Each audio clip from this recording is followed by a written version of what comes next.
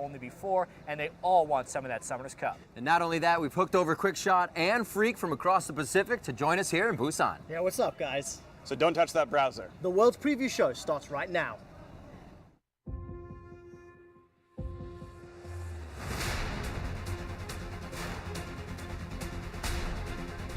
Can anyone stop Samsung White? You have yourself a North American team into the quarterfinals. Will they be able to get it? Peke up from the Guardian Angel. A few more hits. Will this really happen? They saved the Nexus.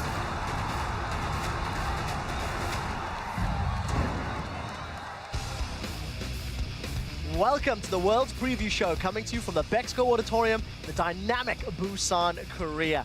I am Trevor Quickshot Henry, and joining me at the desk today is shoutcaster and pundit, Mr. David Freak Turley, Evil Genius's Chairbreaker, Mitch Crepo Forcefuls, Counter Logic Gaming's AD Carry, Yiliang Double Lift Ping, along with On-Game Net Caster and Tinted Glasses Wearer, Christopher Monte Cristo Michaels. Guys, thank you for joining us, gentlemen, and welcome to Busan.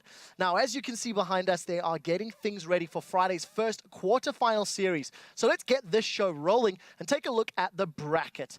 First up is one of the tournament favorites and the only team to make it out of the group stage, undefeated, Korea's Samsung White. They'll be taking on North America's Team Solo Mid.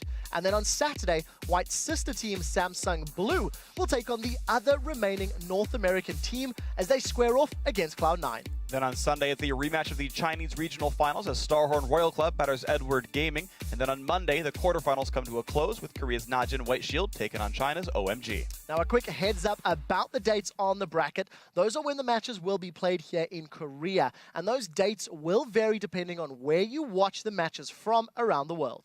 And so instead of giving you guys a geography lesson, we decided instead on a graphic that reminds you to head over to lolesports.com.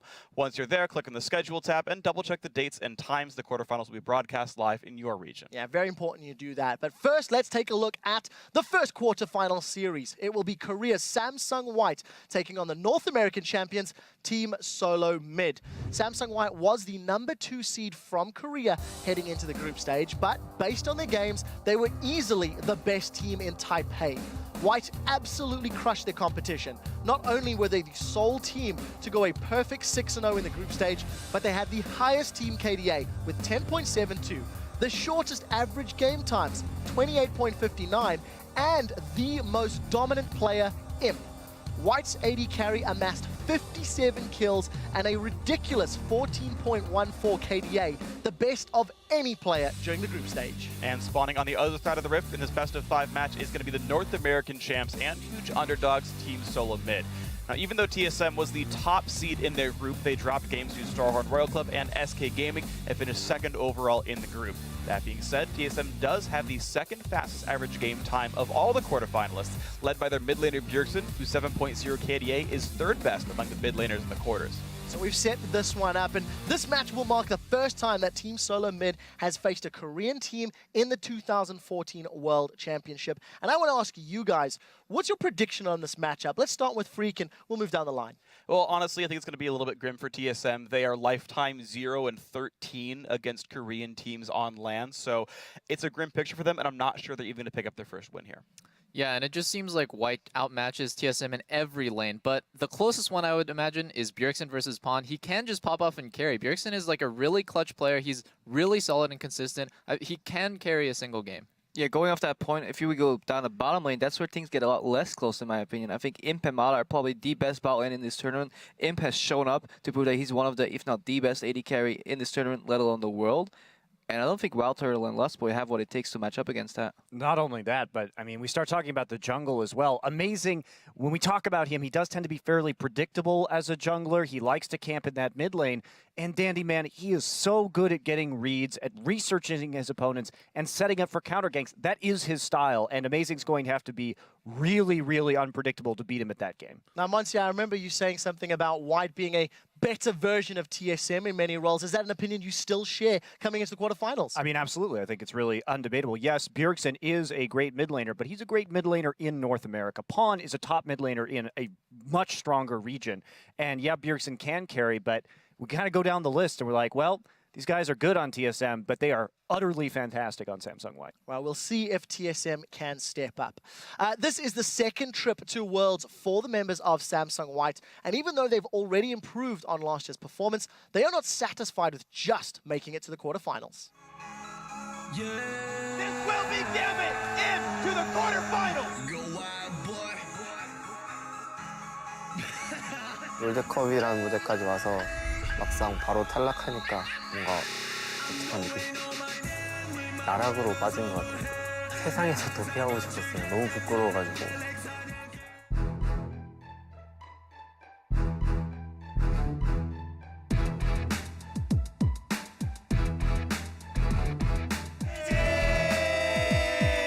삼성 화이트 롤드컵 2위로 진출을 확정 짓습니다.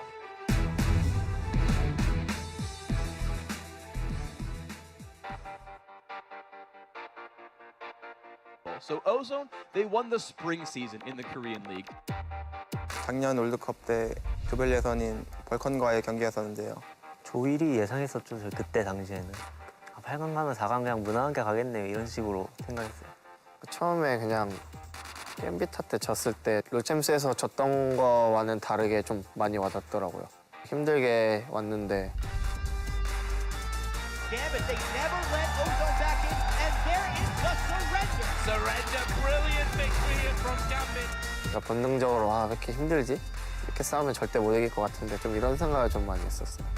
우리는 우리 실력이 어딘지도 모르고 잘하겠지 하면서 아직 우리가 처한 상황을 모르고 있었어요. 픽을 뭘 해야 될지, 초반 운영을 어떻게 해야 될지 아무것도 준비된 게 없어가지고 Genji closes out, not Diamond is going to be hit. That's a flash ball from Diamond. They got him. Everything is burned. This will be Gambit into the quarterfinals. Ladies and gentlemen, in 자대 선수가 한 말이 있어요. 그냥 못하니까 지는 거였다고.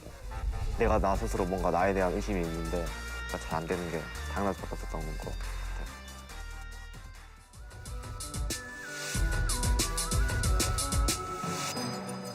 하루에 거의 한 6시간 자고 게임만 했어요. 나를 믿으면서 게임을 하다 보니까 우리 팀도 살아나 점점 올라가는 느낌이 들었어요.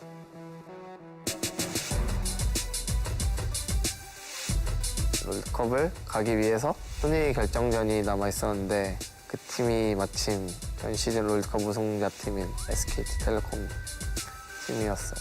페이커라는 그 이름 때문에 저희 미드라이너를 그렇게 신뢰를 갖지 못했어요, 제가. 미드라인을 계속 봤거든요, 게임을 하면서.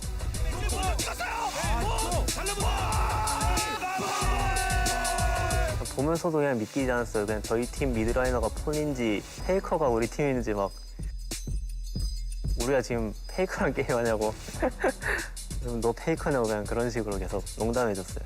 결국 저는 페이커 선수를 솔킬 4번이나 따게 되었죠.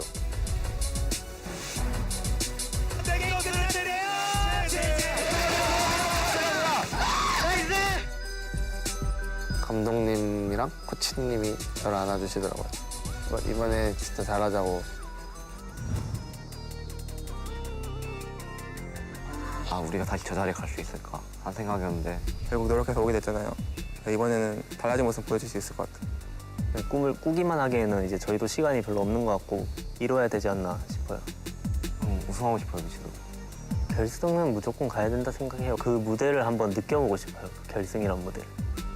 더 열심히 해서 꼭 우승할 수 있도록 하겠습니다. 파이팅! Incredible video and 2 takeaways. Let's do it right. And they want to make it to the finals.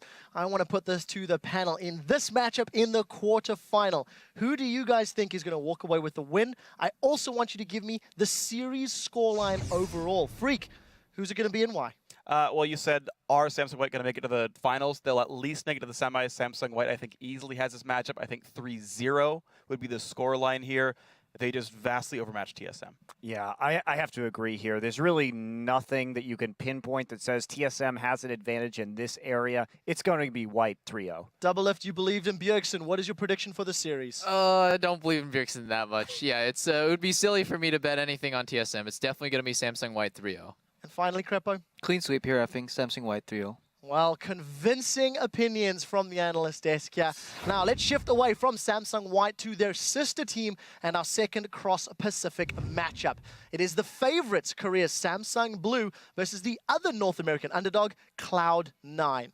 Samsung Blue came into the World Championship as the #1 team from the #1 region, making them the de facto kings of the hill to very many people. However, Fnatic proved to the world that Samsung Blue could bleed, handing the Koreans a surprising heavy-handed loss in the group stages.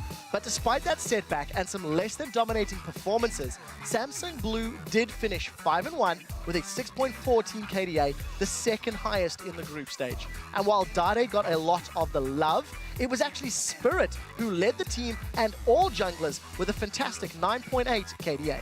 But on the other side of the rift is Cloud9. They drew into a very tense group alongside Korean Najin's White Shield and Europe's #1 team, Alliance.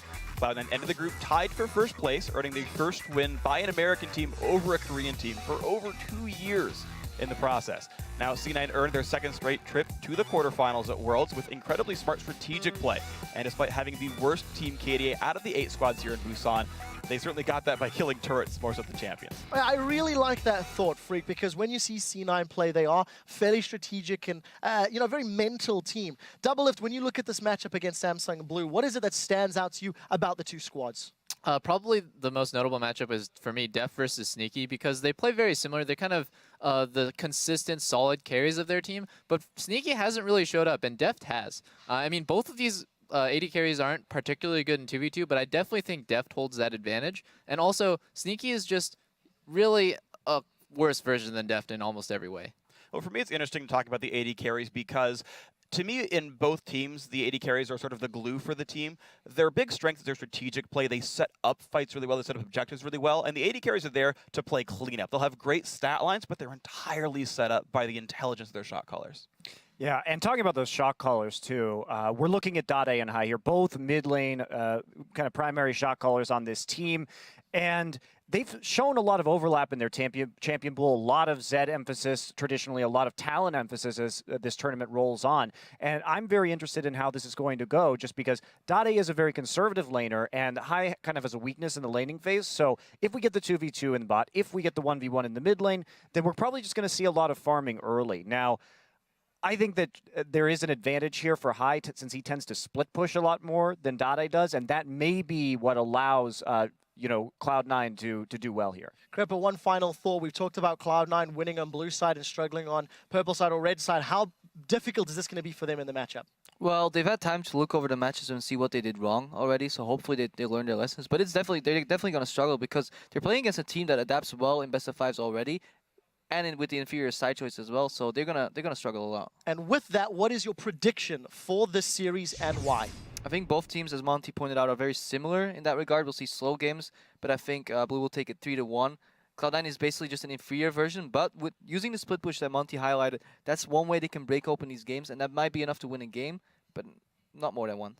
Yeah, I'm going to go with 3-1 for Samsung Blue as well. They pretty much outmatched Cloud9 in every single lane, but you saw how well Cloud9 played from behind against Najin White Shield. They were down so much gold, but they still managed to split push their way into a win. I don't think they can take the series, but they should be able to take a game.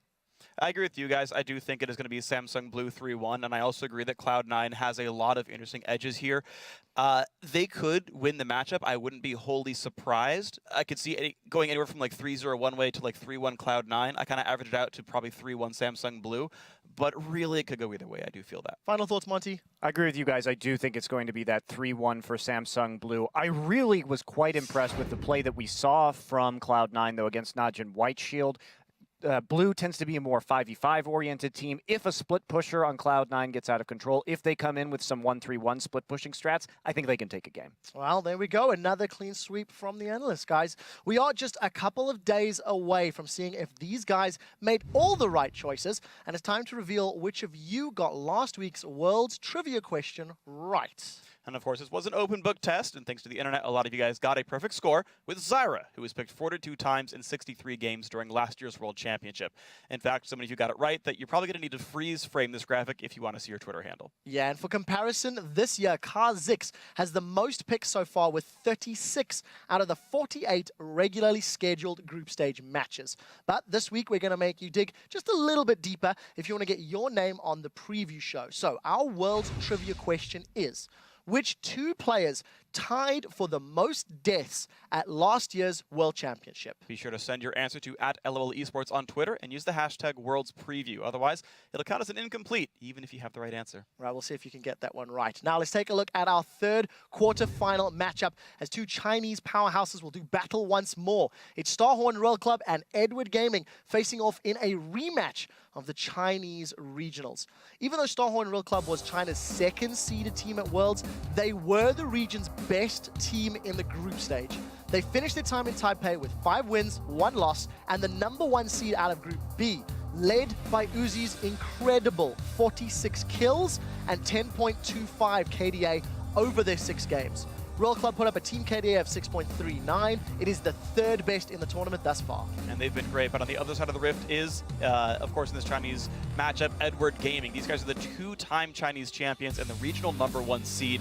But as we said before, they weren't quite as impressive in their group stage games. BDG was taken out by Samsung White twice and were upset by the GPL's AHQ Esports Club once as well, forced them to play a tiebreak match to even make it out of the group stage.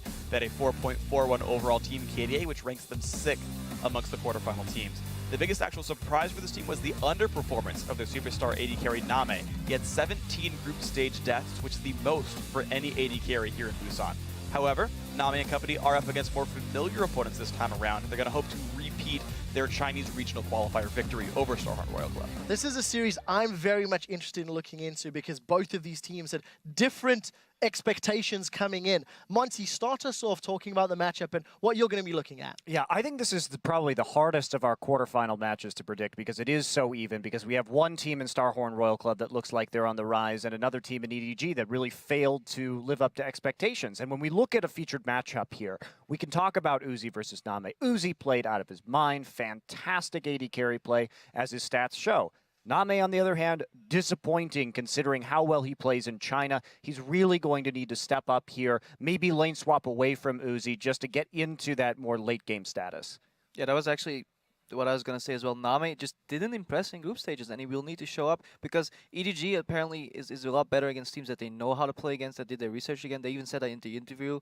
If I know my opponents, that's where my comfort zone lies, that's where my strength comes from. So we will need to see Name step up. But even then, I think the disparity between both teams shown in group stage was already big enough. A lot of talk about AD carries. Double F, can you chime in? Well, I'm just keeping my eye on FCCF and Zero, actually, because these guys are so different. FCCF had an underperforming AD carry, so he really had to step up and make those plays. If anyone's going to make the play or the initiate, it's probably going to be FCZF on EDG, where Zero plays a really supportive role. He has that kind of one-man army AD carry with Uzi, so he's just sitting back. The Zero build is rushing Captain's Boots to make your team more fast, so this guy's like a true support in that sense. And I'm actually interested in this match just in general because it's an intra-region fight, the first we've had so far at Worlds. And overall, these two teams are incredibly close. The actual total record between these two squads is 4-3 in favor of Royal Club, 3-1 in their favor in the regular season, a 2-1 in the Chinese regional finals for EDG. So it kind of depends which of those two teams shows up. The regular season one where Starhorn Royal Club is better, or the playoff Edward Gaming where they won the whole thing. Double F, that's a question I want to ask you. When you look at these two teams, considering Starhorn shone and Edward Gaming did not, who will show up in this quarterfinal series in your mind? It's so close, but I have to go with EDG 3-2. It is super hard for me to call because I think it could go definitely either way. But in my opinion, the fact that EDG even made it out of groups with an underperforming AD carry just goes to show this is a really good team. They can work together to win. Where on Starhorn Royal Club, I feel like Uzi is like kind of the pillar of that team, and if they shut him down, then that team falls apart. Monte Cristo, is this an opinion you share as well? I'm taking EDG 3-1 here, and the reason why is I think, again, we've talked about this. This is an opponent that they know. This is the momentum they need. They've had an additional couple weeks to work out all the kinks that they were having before. And the other reason is EDG is a team that always didn't do amazingly in the kind of league part of the LPL, but when it comes to the best of series, when it comes to those high pressure knockout moments in the playoffs, they always delivered, and I think they'll do it again here. I actually think Royal Club's going to be the one taking the series 3-2. I agree, EDG has to step up, and they will step up, but I don't think it will be up enough to the point where they will take the series. And I actually agree with Carpo here. I do think that it's going to be Starhorn Royal Club. I also say 3-2 along with you. And the main reason for me is even though EDG are fighting more familiar opponents, and even though they are a very strong team, it is still the first international tournament for 3 of the players on this roster here, and I'm not sure how well they've acclimated to playing in front of foreign audience, to playing in foreign countries, and I think it's going to be a difficult road for them. Just before we move on, Crepo, the last time you put your faith in Royal, you tore up a train ticket and believed in the Royal Lucian. That did not pan out to be true. What is the likelihood of the same prediction happening when we get to this quarterfinal? To be fair, I had a spare ticket in my pocket. I still own that one, and I was still secretly riding that SKT hype train. This time, I actually believe Royal's going to take it. And also keep in mind, though, Edward Gaming could just ban Lucian, and then there will be no Royal Lucian in any of the games. All right, well, we'll see how it pans out.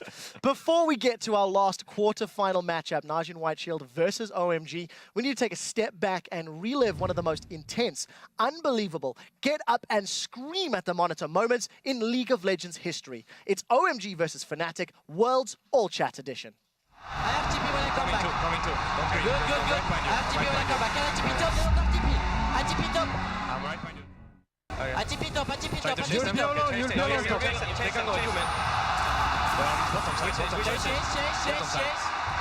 Bottom side jungle. Can they TP on me? Soaz trying to be the hero. The recall's coming in, but Soaz is on it. One goes back, the rest come in. He's got the damage here, but the super minions are coming in. I say he's not got the damage, but the Nexus, he's down to half HP. He's already used his flash, and he will end up falling down. Yeah, but they're playing the stop the recall game, and Reckless is on the heels right now. One of the big damage dealers, Going's gonna make it in.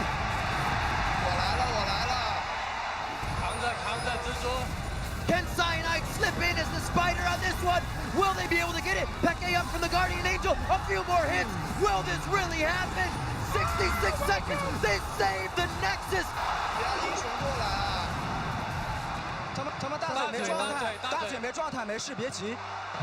He's gonna call me Tongdorts. Run. Never seen a professional game this close. We needed one more 8 though. Absolutely unbelievable game. Words cannot express how those players must have been thinking and feeling. I think the team name says it right, OMG.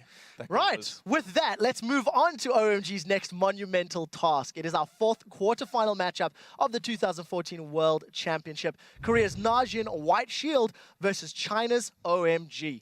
Najin White Shield was the favorite heading into Group D, but things were much closer than their 5-2 record would suggest. Alliance and Cloud9 each secured a win off the Korean squad, and it took a tie-breaking extra game for Shield to walk away with the top spot. Leading the way for Shield was their mid laner Gung, whose 9.57 KDA was second amongst mid laners, making the trip to Busan. And on Sunday, Shield will be facing China's OMG, who was only picked by one of the analysts on the preview show. But while they advanced to Busan, OMG had a rough but successful time in what everyone was calling the Group of Death. They were the only team in the quarterfinals to lose 3 games. Their 2.95 KDA is the second worst, and their average game time of 40 minutes, 24 seconds was actually the longest among the top 8. But if it wasn't for that amazing base defense against Fnatic, OMG wouldn't even have made it this far. But they did defend the base, they did secure the win, and now they're competing in their 2nd straight World Championship quarterfinal.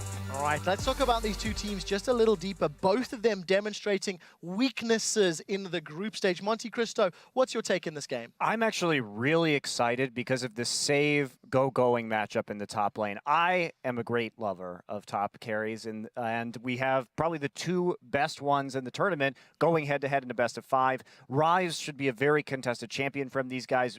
Really dangerous to give either of these players. I think Save's deeper champion pool is the edge, as well as Save's willingness to split push when he gets ahead, whereas OMG seems to only have that 5v5 grouping and team fighting. I feel that Shield is more diverse strategically. I think going is used to these sort of top lane brawls, though. I think back to their Chinese LPL playoffs against Starhorn Royal Club, where Royal spent 28 of their 30 bans on top lane champions. That's a lot. And OMG still managed to pull out the win there. So I think Going can handle that kind of a test. But the matchup I really like is the mid lane matchup between Goong and Cool. Cool is the primary carrier for OMG. I think he can break the map apart by himself, and the team relies on him so darn much. Goong actually also impressed me heavily. I think he was one of the primary forces as well for Najin White Shield. If they won, it was because he got a freaking ton of kills, and that will be a very interesting matchup in the mid lane.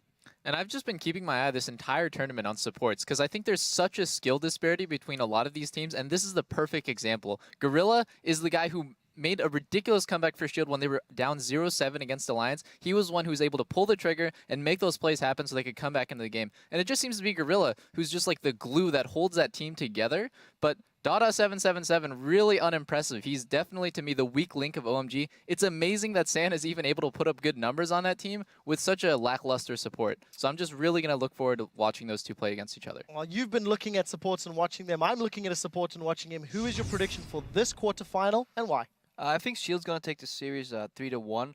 I feel if they can lose against OMG's brute force style, but I feel if they don't gut themselves with a draft, leaving them with no wave clear at all, they should be strategically better and individually slightly better as well to take the series 3-1.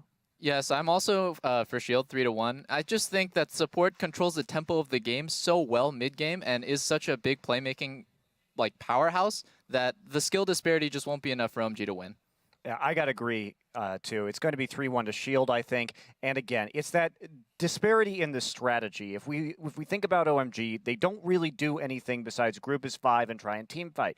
Shield is a very good team at doing that, and it's split pushing. Also, role for role, you look at this and you say, okay, it's about even. Both of these teams are powered by their solo lane carries. But then you look at the duo lane and you remember that it's Gorilla versus Dada777, and that is just a massive, massive edge to Najin White Shield.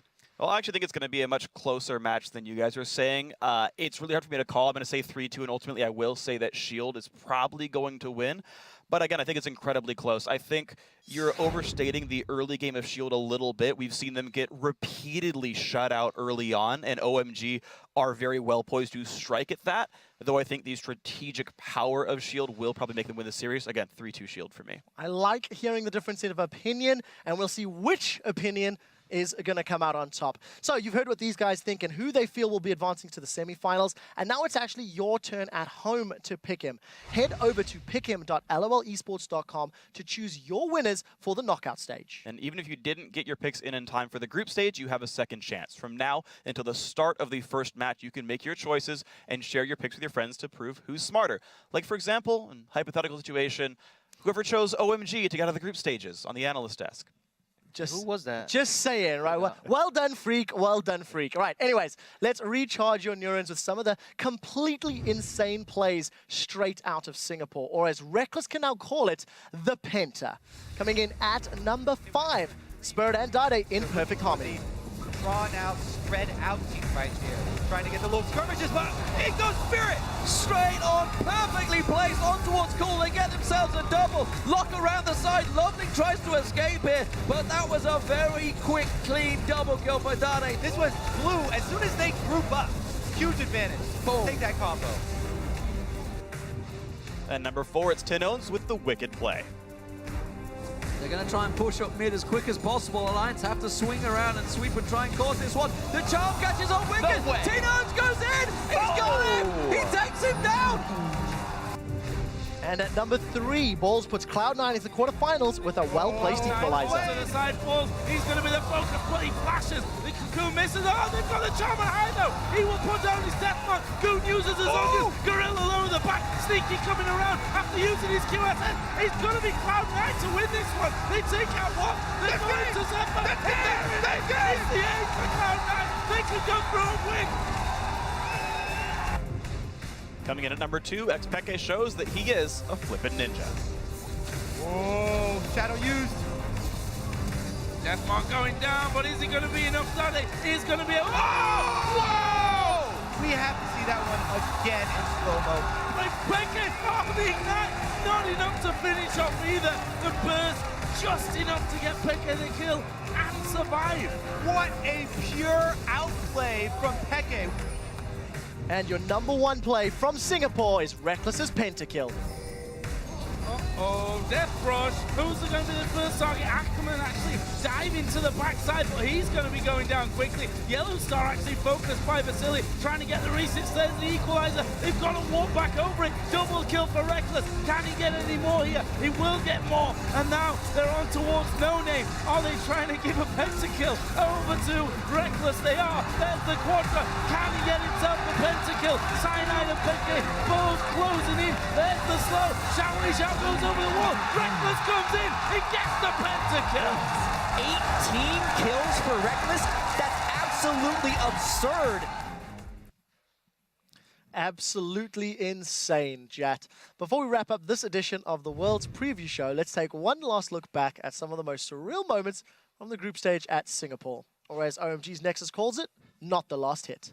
You almost don't believe that it could happen. Will this really happen? 66 seconds, they save the Nexus! The game! The game! Cloud9 takes down Shield. Kaboom! They flick the fuse! And I can't believe it, D-Man!